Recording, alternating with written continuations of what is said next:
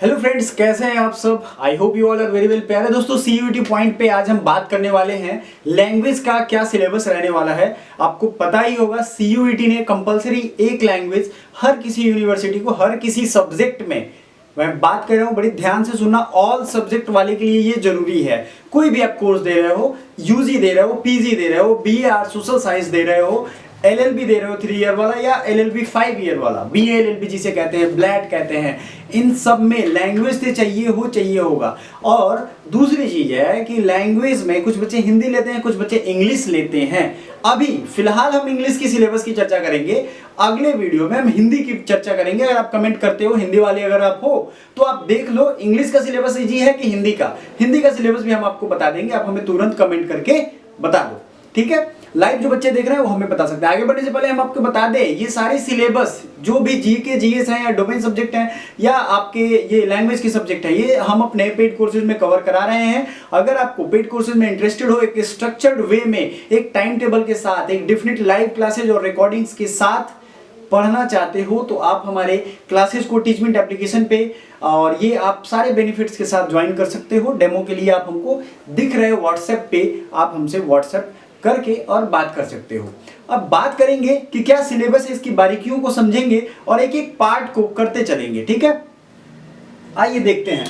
सबसे पहला जो सिलेबस का पार्ट है वो है रीडिंग कॉम्प्रिहेंशन। अब क्यों, किसी लैंग्वेज में अगर आप उस लैंग्वेज की लिखावट को, लिखे हुए चीजों को नहीं समझ पाओगे तो फिर वो लैंग्वेज पढ़ने का कोई फायदा नहीं है। मान लो आप हिंदी बहुत अच्छी जानते हो लेकिन ना लिखना आता है, ना पढ़ना आता है, ना समझना आता है, तो आपकी किसी काम का नहीं है, ठीक है। तो आपको रीडिंग कॉम्प्रिहेंशन, कॉम्प्रिहेंशन की मतलब होती है एक तरीके से समझ, है ना, समझ होनी चाहिए। 300 से 350 वर्ड्स का कोई भी एक पैसेज रहना है, ये आपका रहेगा ही रहेगा, ये ध्यान रखना।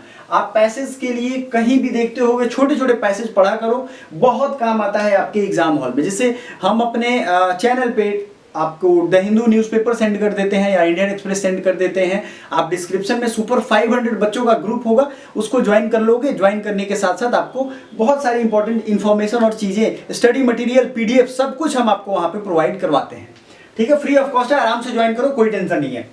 उसमें आपको फैक्चुअल बेस्ड स्टोरी रहेगा, जिसमें कुछ फैक्ट रहेंगे, डेटा रहेगा, कुछ नंबर्स रहेंगे या कुछ इंपॉर्टेंट बातें रहेंगी, सूचनाएं रहेंगी, फैक्ट रहेंगे। दूसरा रहेगा लिटरेरी, लिटरेचर समझते हो ना, साहित्य हिंदी में, ये साहित्य इंग्लिश में इसको लिटरेचर कहते हैं, ठीक है। तो ये लिटरेचर बेस्ड होगा, शेक्सपियर के बारे में या उनकी कोई कहानी के बारे में वो होता है। तीसरा होता है नैरेटिव, कोई कहानी किसी एक व्यक्ति का पर्सनल या प्रोफेशनल हो सकता है, उसमें से कुछ क्वेश्चन आपसे पूछ दिए जाएंगे।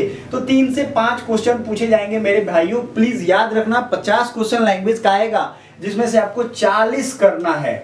40 कितने में से करना है? 50 में से। एक क्वेश्चन कितने नंबर का है?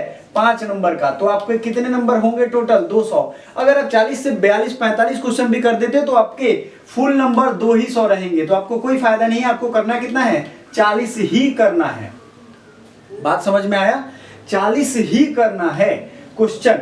40 क्वेश्चन अगर आप कर लेते हो तो आपका बहुत बढ़िया रैंक आ जाएगा। पूछो क्यों? लैंग्वेज को तैयार करना सबसे ज्यादा इजी है, क्योंकि वो आप यूज टू रहते हो, उसके आपके बिहेवियर के साथ वो चल रहा है। आपको एक एक मतलब दिन में आपके कई बार वो रिपीट होता रहता है, तो वो बहुत ज्यादा हार्ड नहीं है।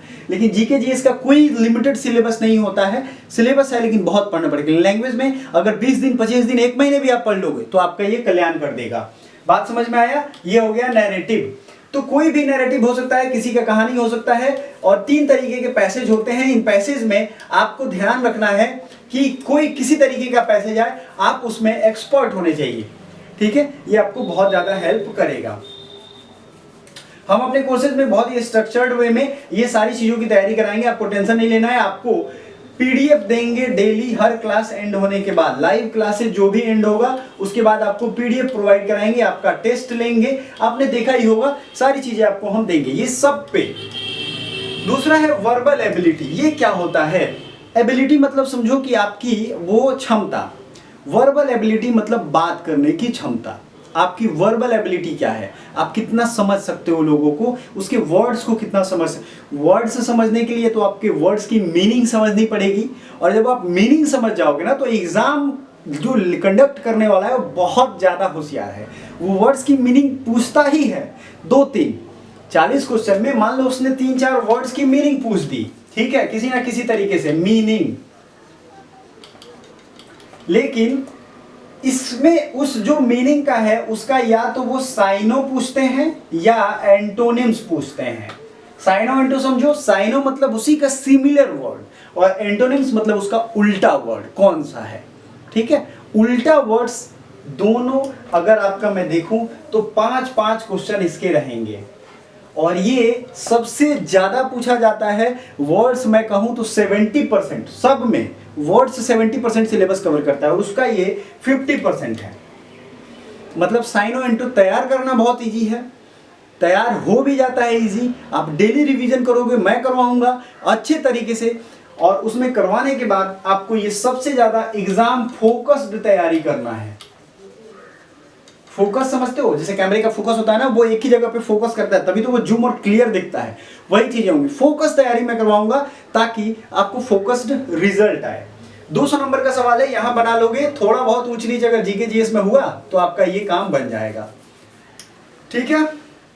चलो भैया, वर्बल एबिलिटी आप समझ गए कि वर्बल एबिलिटी होता क्या है। Rearrangement of parts. अब ये रीअरेंजमेंट ऑफ पार्ट्स क्या है, ध्यान से समझिए। रीअरेंजमेंट ऑफ पार्ट्स का मतलब है, मैं इसका जो ये मतलब पीडीएफ में भी सेंड कर दूंगा, ये सिलेबस जो मैंने यहाँ लिखा है, और उसका फोटो खींच के भी आपको टेलीग्राम में भेज दूंगा। टेलीग्राम में बहुत सारी पीडीएफ आपके काम की है, सो ज्वाइन कर लीजिए उसको, ठीक है। रीअरेंजमेंट का मतलब है ABCD, ऐसा जंबल्ड लेटर्स या जंबल्ड मैं बोलूं तो पार्ट्स ऑफ सेंटेंसेस दिया रहता है, ठीक है।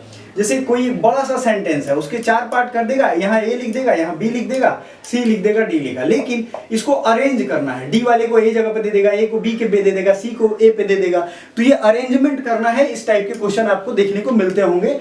मैं आपको एक आपके एग्जाम्पल के लिए सामने स्क्रीन पे रख दे रहा हूं, इस तरीके का क्वेश्चन भी आएगा। चूजिंग द करेक्ट वर्ड्स, मतलब ये मीनिंग बेस्ड होता है। अगर आप मीनिंग सर्च कर पा रहे हो, रोज न्यूज़पेपर पढ़ते हो, तब तो कोई टेंशन ही नहीं है। साइनो एंटो मैंने आपको बता दिया। वोकैब में साइनो एंटो ही आएगा मीनिंग बेसिकली, लेकिन सबसे ज्यादा जरूरी है वो है वन वर्ड सब्स्टिट्यूशन, ठीक है। वन वर्ड सब्स्टिट्यूशन, बड़े बड़े शब्दों के लिए सिर्फ एक शब्द, अनेक शब्दों के लिए एक शब्द, हिंदी वाले बच्चे ज्यादा अच्छे से जानते होंगे, ये पहले आता था। वन वर्ड चाहिए उसका सब्स्टिट्यूशन। ये कुछ लिस्ट दे दूंगा मैं, वहां से याद कर लोगे, आपका डेफिनेटली काम हो जाएगा। इडियम एंड फ्रेजेस भी, कुछ इडियम फ्रेजेस हैं जो बहुत पॉपुलर हैं, जैसे नीम हकीम खतरे जा, ये इंग्लिश में हालांकि नहीं है, हिंदी में है। तो इडियम फ्रेजेस को आपको याद रखना है, ये पूछा जाएगा 5 से 7, इसका भी रेशियो वही रहता है, ठीक है। तो आपके ये बहुत ज्यादा रोल प्ले कर रहे हैं आपके तैयारी में। तो ये मोटा मोटी सिलेबस था जो आपको कवर अप करना है। अगर आप कवर करना चाहते हो तो हमारे चैनल से जुड़ जाओ, सब्सक्राइब कर लेना, और जो भी आपके काम की प्रीवियसली वीडियो है, इन सब का यहाँ पे फोटो दिख रहा होगा, ये सब वीडियो का लिंक डिस्क्रिप्शन में मिल जाएगा, जरूर देखिएगा। CUET क्या है से लेकर के सारी तैयारी का अलग अलग वीडियो हमने आपके लिए आसान करके बना दिया है। Thank you so much, bye for now.